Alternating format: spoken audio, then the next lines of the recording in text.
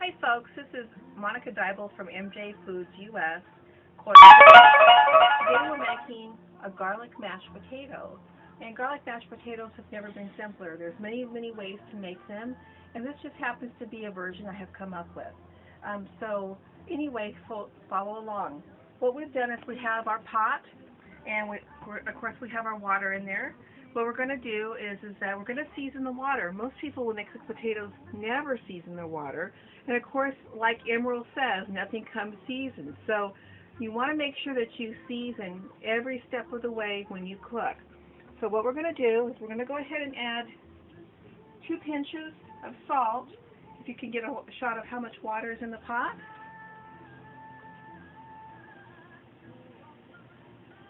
We have a stray garlic clove floating right now.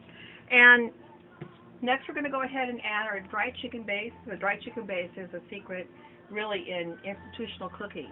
So this is how you're going to achieve that really great flavor. Once again, we're going to add 2 pinches of the chicken base. Here's all you need. We're going to go ahead and add whole cloves of garlic. I have 12 here. 12 is a magical number. And we have done 7 potatoes. Okay? And we're going to go ahead and put in the diced potatoes into the water. Once we do that, we're going to bring the potatoes to being fork tender.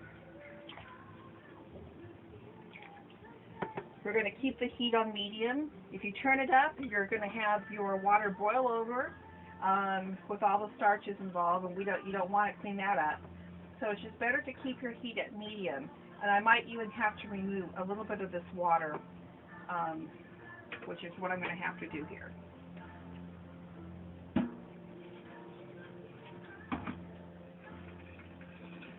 Alrighty, so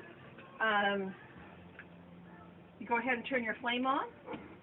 And once again, most home cooks make the mistake of keeping their fire too hot, and that's what causes them a lot of grief in their recipes and the things that they do.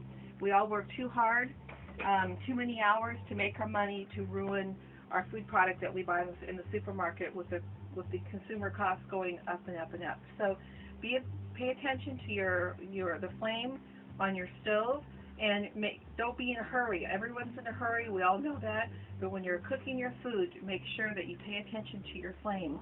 And we're going to come back to you in the next segment. Hi folks, welcome back to MJ Foods US Corner Kitchen. We're going back into the second segment of how you make garlic mashed potatoes. The potatoes now have come to being fork tender, and at this moment in time, I'm going to go ahead and drain them, okay? You can use anything to stop the liquid coming out, a plate, a tool, whatever is comfortable for you in your hands.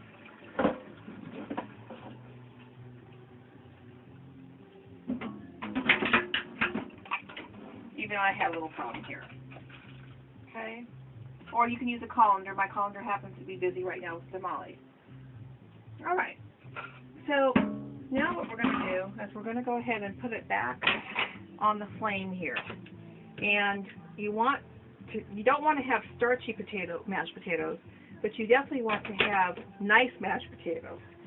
So the way to achieve that, whether you're making mashed potatoes or you're making potato salad, is to go ahead and put your potatoes back on a low flame, and go ahead and let them steam dry, okay?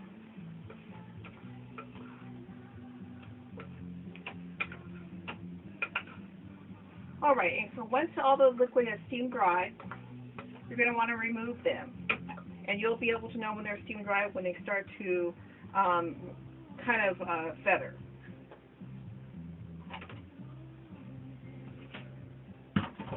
I always make my potatoes in the sink, then that way, it's easier to clean up. One of the problems when people make mashed potatoes is that they cook the potatoes, they get busy doing something else in the kitchen, and by the time that they come back to do the potatoes, then the potatoes are kind of at room temperature or somewhere between room temperature and hot. Potatoes need to be hot to have these seasons be held with them. Otherwise, you just have boring mashed potatoes. So what we're going to do now is I'm going to add my margarine.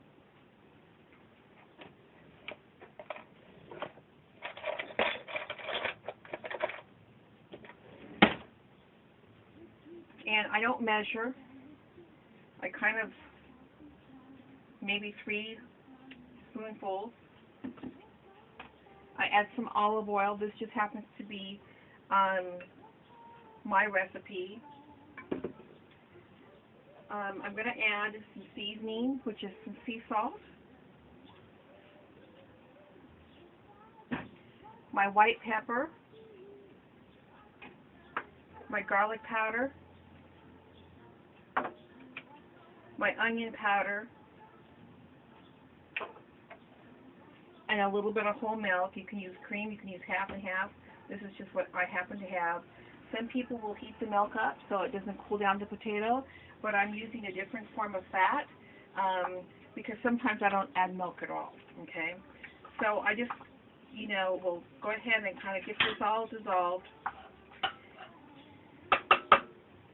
And then I'm going to go ahead and mash. It's so simple to make mashed potatoes. If you don't have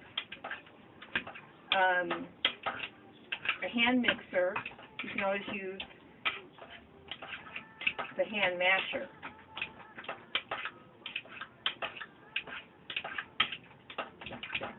And they don't have to be perfect like in a French restaurant.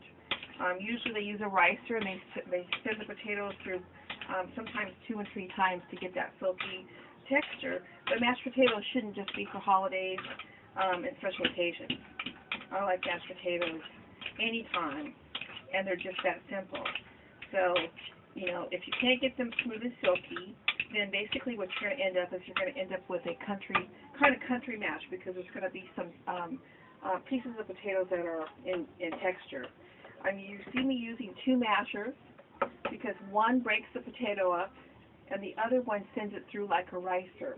The thing about starting with this first is that the potatoes are so hot it will bend the polyurethane where you don't get any leverage. So you start with the metal one and then you progress if you have one like this, and that takes you through everything that you want to do. After you get the texture that you've desired, you're going to want to go ahead and taste. This spoon here.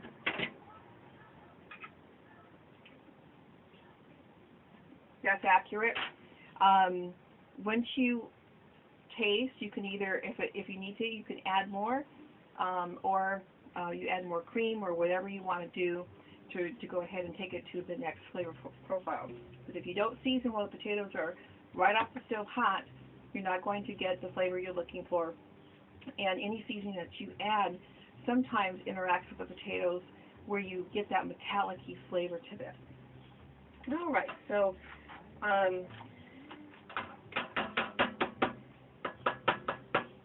leave this behind. And look at that. Beautiful, easy mashed potatoes. It took seconds to do. It's not difficult. Some people at this point in time will add some cheddar cheese, will add bacon bits, they can add sour cream. The opportunities are endless with a basic garlic mashed potato. See you in the next segment.